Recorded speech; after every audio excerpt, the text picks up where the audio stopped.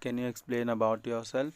I am working as a software engineer, around 3.2 years of experience, in which I have around 1 year of experience in manual testing and rest experience in automation testing, where I am working with the Java and Selenium along with the TestNG framework, and I have the basic knowledge of Cucumber framework, like Cucumber, and the like what we can say that the REST API also, and I have the very basic knowledge of how we can schedule our jobs and all. So basically, that's all till now I have performed in my experience.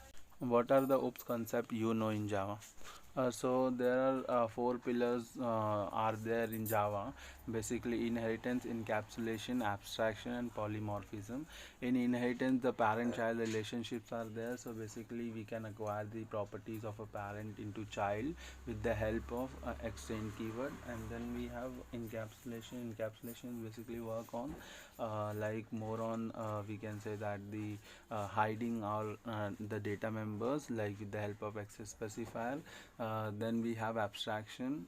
Abstraction is something which is showing the only relevant methods and the data members which are there to the outside world, and rest all we can just make it secure. So and the fourth one is like it's we can say that polymorphism concept is useful for the overriding overloading purpose, so that we can use to take the help of polymorphism.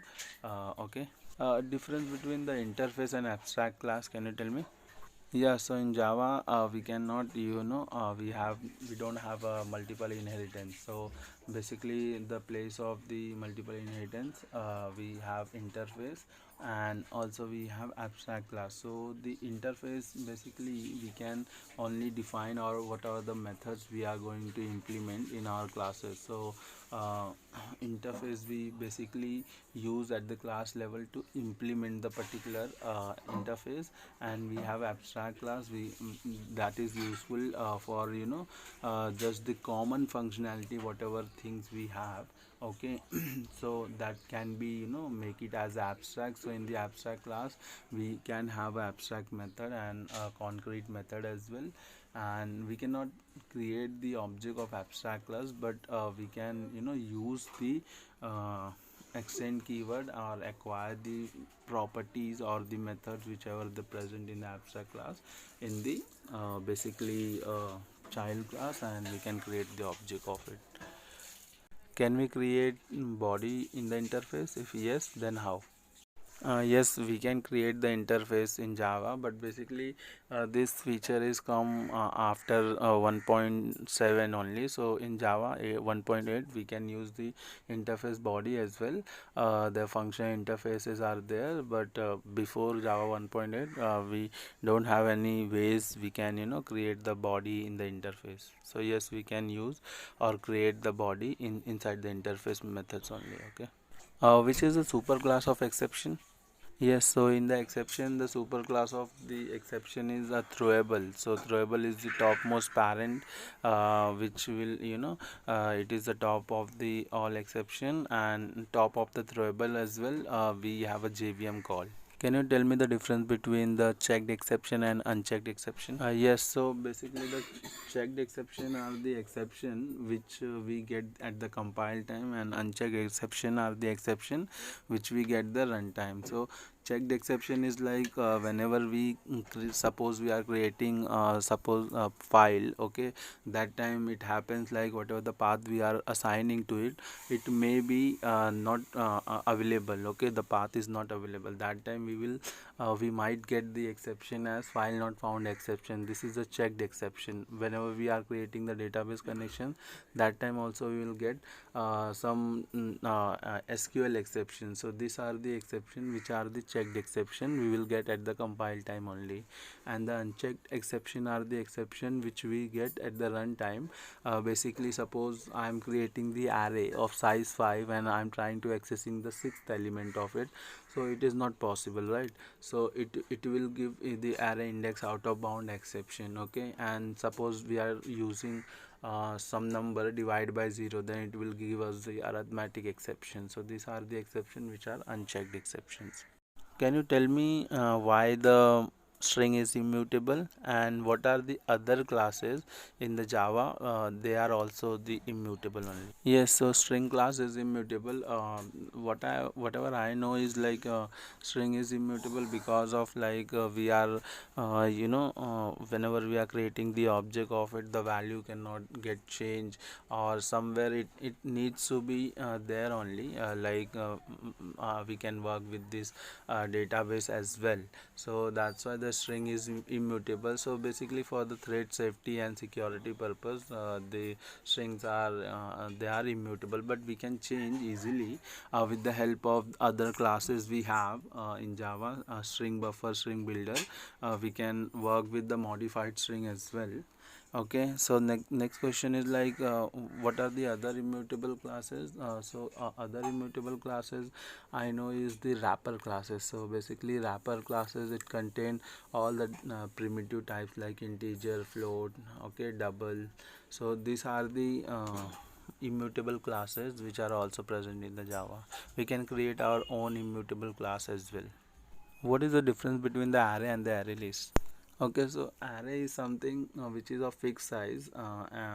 We can say that it is a static, and array list is something which is of growable size. It is dynamic in nature. Suppose we have to declare the array of 10 elements, then we have to work with the 10 elements only. We cannot add one more element in between of it. Okay, so that is the restrictions we can say that in the array are there. And in the array list, suppose we have added previously based on our requirement 10 elements, and now I want to add more 2 elements, then we can easily add it.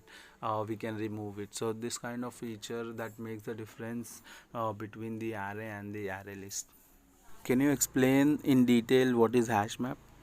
Yes, so basically the hash map is a part of collection framework which is implemented by the map interface. Okay, and the hash map contain the key value pair. Okay, what we can say that the internal working of the hash map is something like it has the equals to and hash code method, which is a part of object class.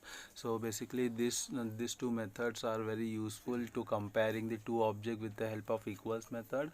And hash code values is there which returns the integer number in terms of integer, and give us proper values. And inside that like hash map, we use the two data structure. One is the linked list data structure and one is the array.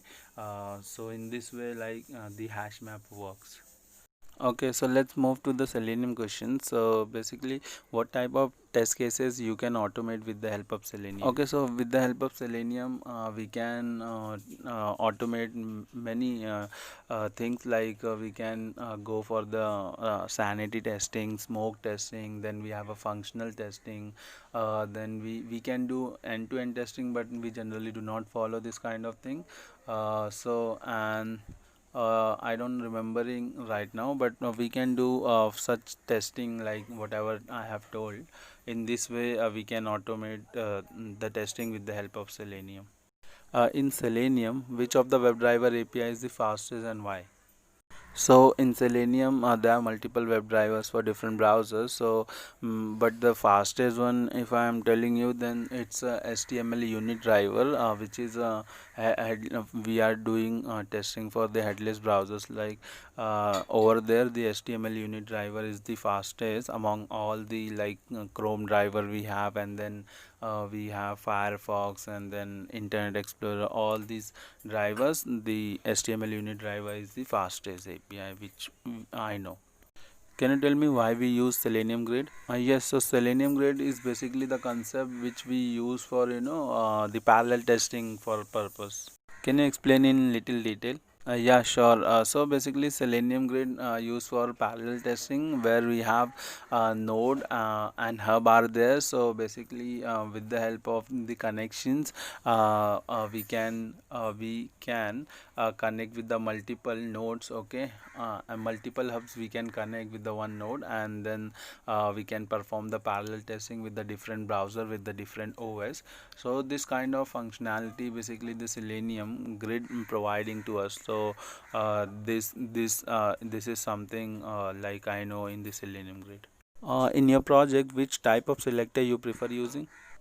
In my project, basically, I work on most of the time on the selector like ID, because it gives us the uniqueness, okay, and also more of the time like for writing some dynamic content or getting the values of for a particular element, I use the XPath also.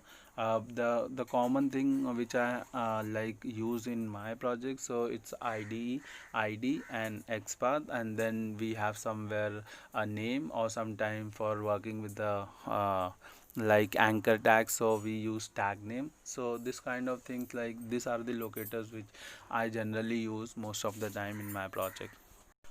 Which framework you work in your project? Okay, so I use basically Java Selenium with like framework, as in terms of TestNG framework we do use to perform our like parallel testing as well as the unit testing, and or writing this sanity or smoke testing. So with the help of this TestNG only we use in our framework. Okay, okay, got it. Yes, yes. What design pattern you use in your project? Basically, we follow the design pattern in terms of page object model, where we have to segregate the all the pages .java files. Like suppose we have a login page, then we have one login.java file. Suppose we have a registration page, then we have registration.java Java files. So okay, so in this way we segregate the all the Java files, and we have a base class as well. Over there we are configuring our basic thing like opening the browser, closing the browser, and fetching the basic things like whatever the URL we need to hit. So this thing are in the base package, and then we have a .java pages, which is useful for the every pages, like whatever the page content in the particular login or the registration page, we used to get all the values of that particular element, and try to keep there in one particular class file, a .java file, so that in future if something goes change in that particular page, then we can easily make the changes over there, and it will reflect in our entire whatever the framework we are using it. So in this way, and we have a separate test cases class, which are useful for running the particular page wise testing we can do with the help of this. So basically page object model gives us a lot of enhancement or the modularity, so that we can differentiate, segregate the things, and based on the things we can work, and that can be easy to it can be easily to maintainable. So yes. What do you understand by single slash and double slash? Okay, so in writing the XPath, we can use the single and double slash. Like when we use single slash, it's a absolute value, and when we use double slash, it's a relative value. In the absolute value, whenever we are trying to search for a particular element, we'll start with the node or the starting point in the document object model.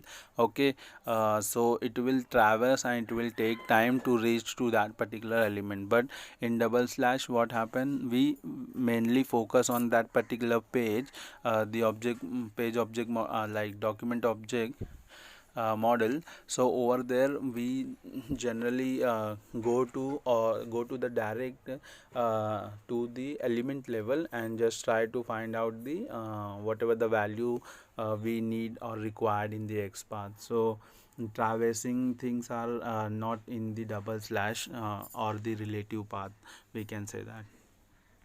How to handle dynamic element? Suppose the element XPath is like my value hyphen 1234, my value hyphen 1274.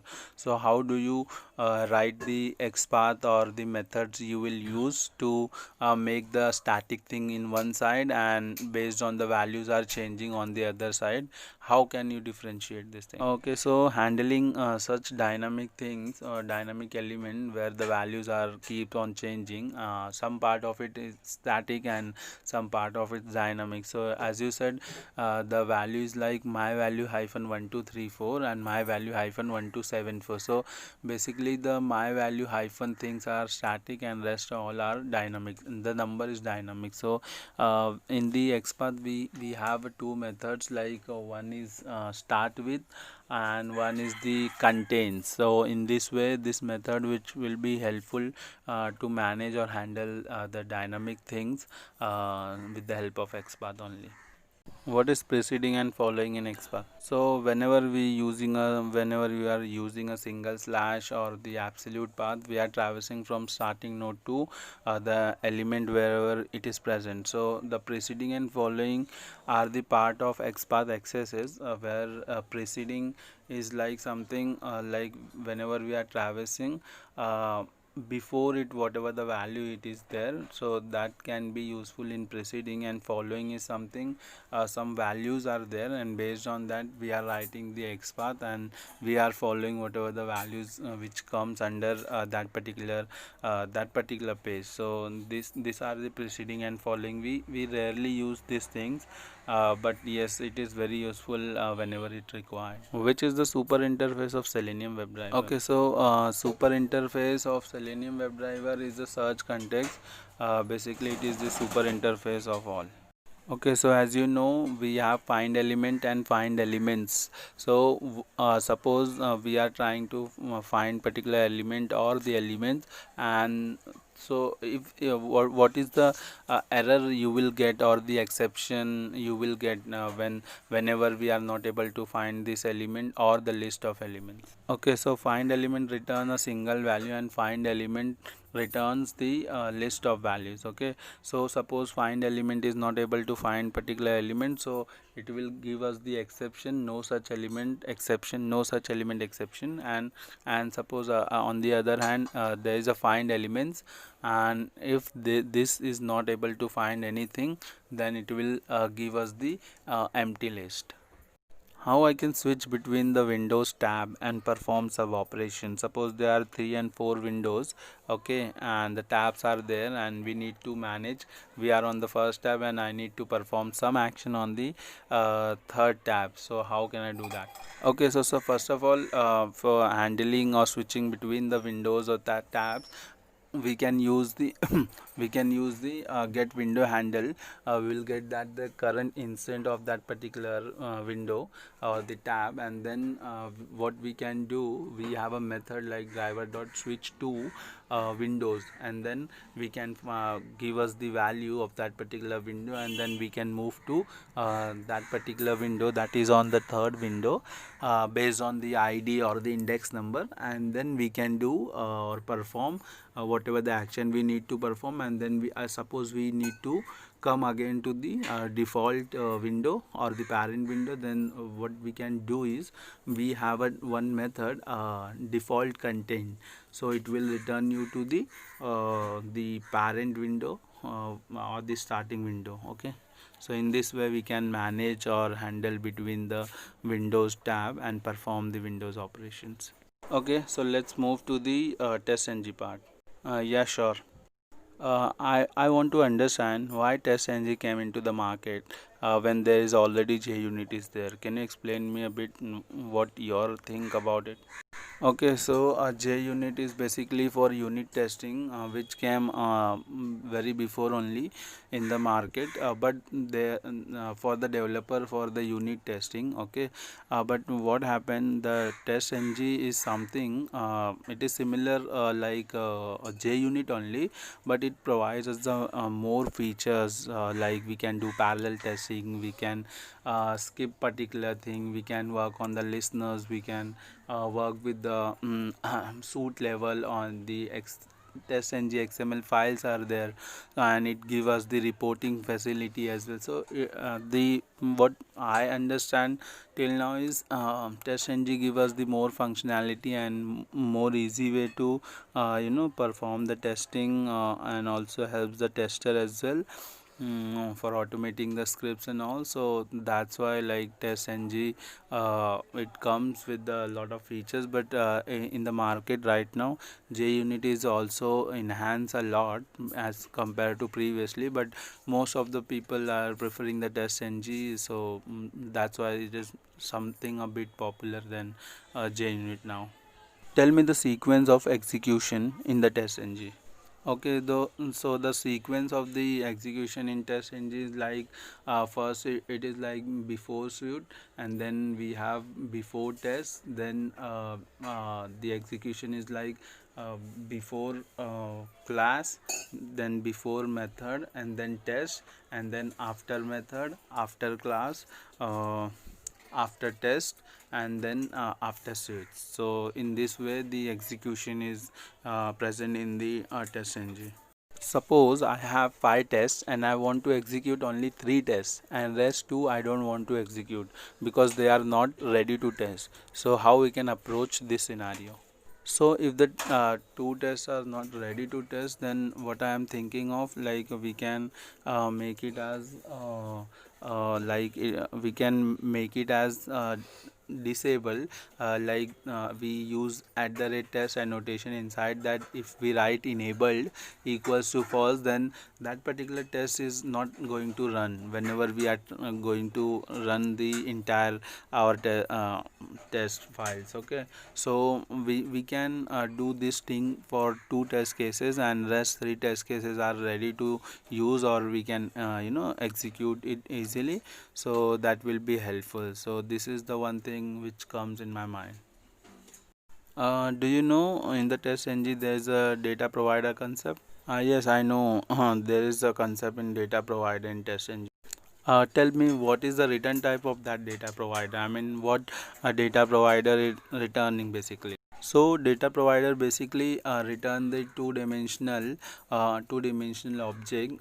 So it contains the m into n kind of matrix. Okay, so m into n is basically, m is something which gives us the how many number of records and what are the parameters are there, number of parameters into n. So yes, it will return two-dimensional object only. Do you know database? Have you worked upon it? Yes, so basically I have a basic knowledge of database MySQL. I have worked on like how we can perform the DML DDL queries, but not more deep in that side. We can say that the PL/SQL side. So I have knowledge but basic of only the SQL side. So okay, what are the types of joins present in the database? Yeah, so we have a joins in the database. So there are different types of join, like we can say that inner join, outer join, left outer join, right outer join, and full outer join. So these are the joins are present, and it will be very helpful to combine 2 or more than 2 tables and to fetch the particular data. What is the difference between the truncate and the delete command? Okay, so basically delete command is work on the where condition, like we can delete the particular table as well, and we can delete a particular record as well. So it is on record level working, and the truncate is something which we can say that it will truncate or remove all the tables structure and all. So basically it is if I want to truncate something, then I have to truncate all the thing. It is not something which is related to a record level or anything else. So that is the difference between the truncate and delete. Okay, I'm done from my side. Do you have any questions for me?